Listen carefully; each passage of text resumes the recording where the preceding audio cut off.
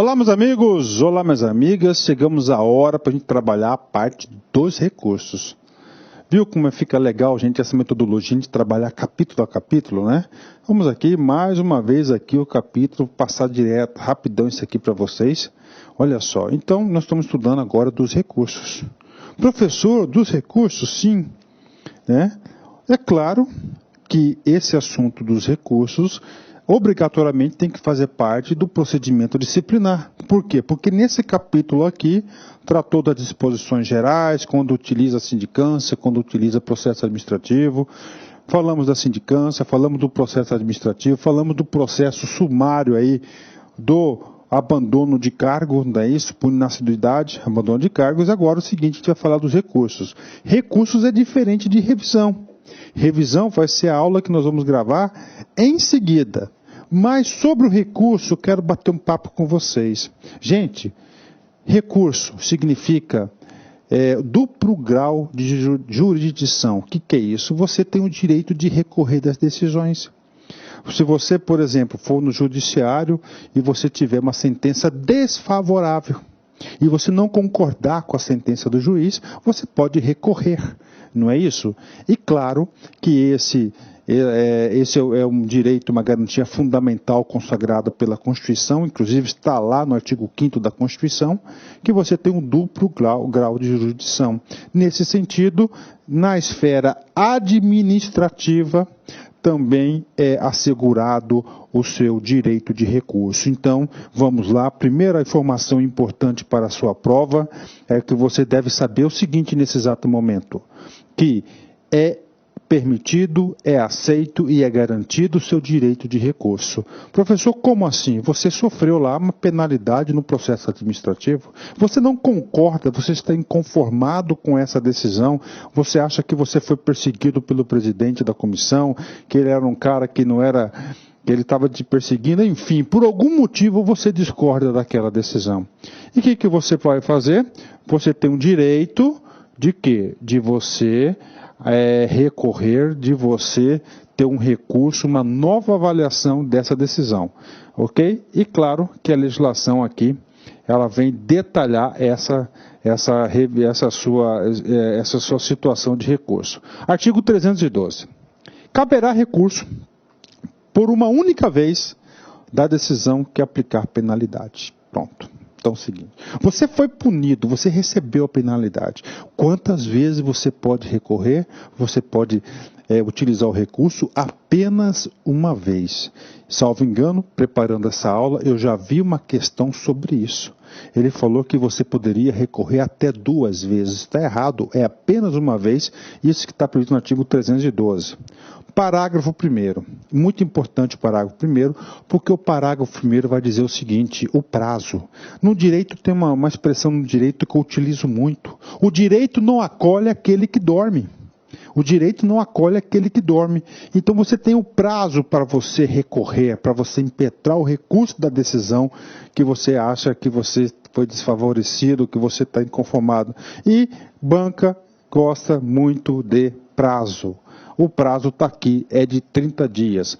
O prazo para recorrer é de 30 dias, contados da publicação da decisão impugnada no Diário Oficial do Estado ou na intimação pessoal do servidor, quando for o caso. Então você tem 30 dias.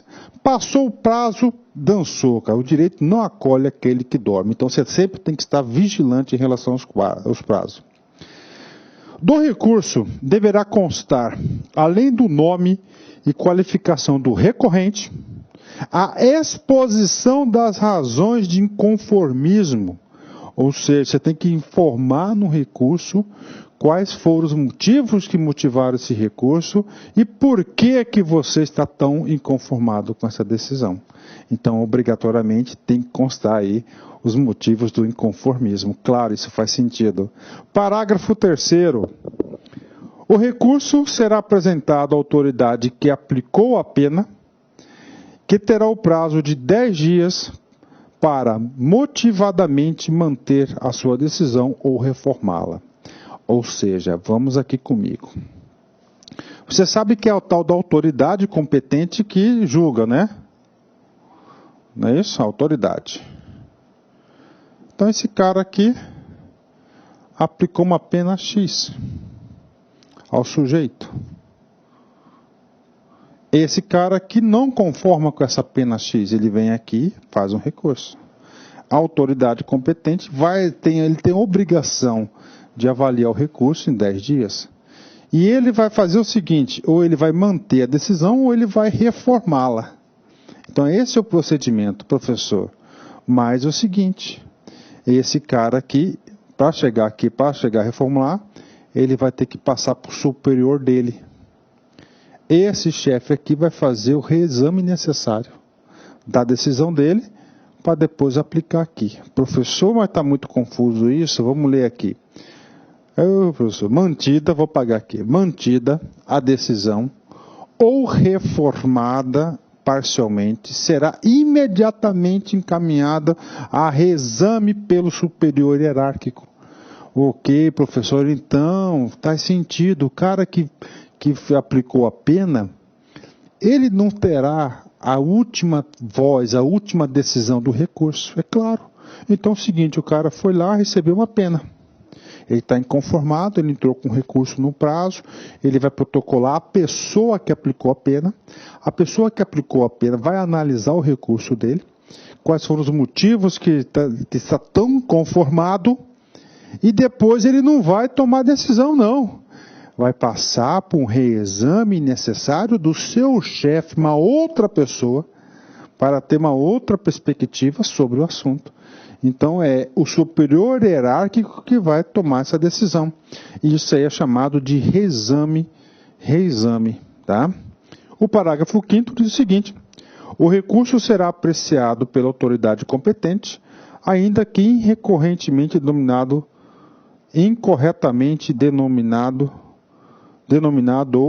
ou endereçado, ou seja, independente se ele mandou para a pessoa correta ou incorreta, vai ter o reexame aí necessário do seu recurso. Artigo 313. Professor, e quando a decisão é aplicada pelo governador do Estado? O governador do Estado, gente, é o que? O chefe de poder. Então, o governador do Estado, olha só o que acontece com ele. Ele aplicou uma penalidade, o servidor não concordou, ele entrou com um recurso para ele. Ele vai analisar, ele tinha que mandar para o seu chefe. Quem que é o chefe do governador? E aí?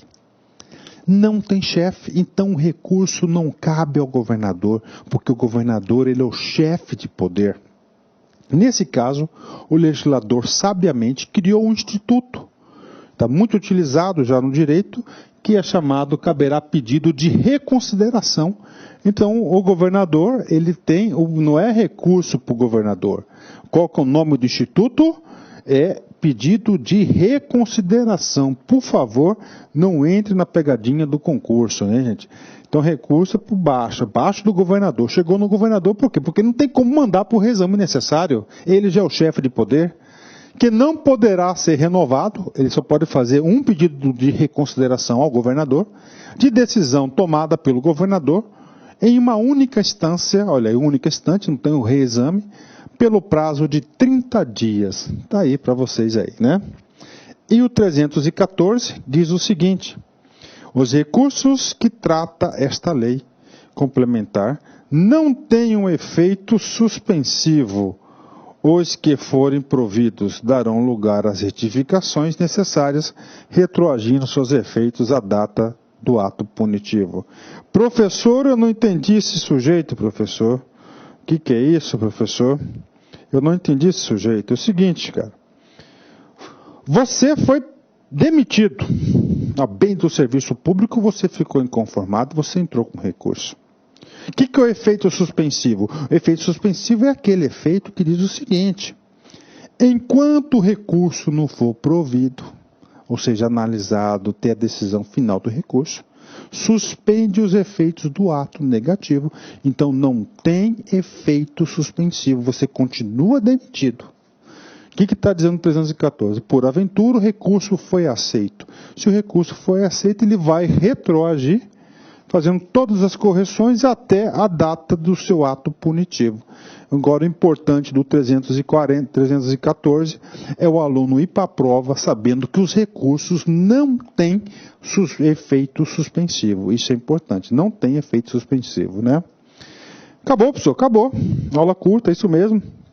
Olha aqui, uma das frases aqui que eu mais gosto, cara, de encerrar a aula, né? O melhor indicador do caráter de uma pessoa é como ele trata as pessoas que não podem lhe trazer benefício algum.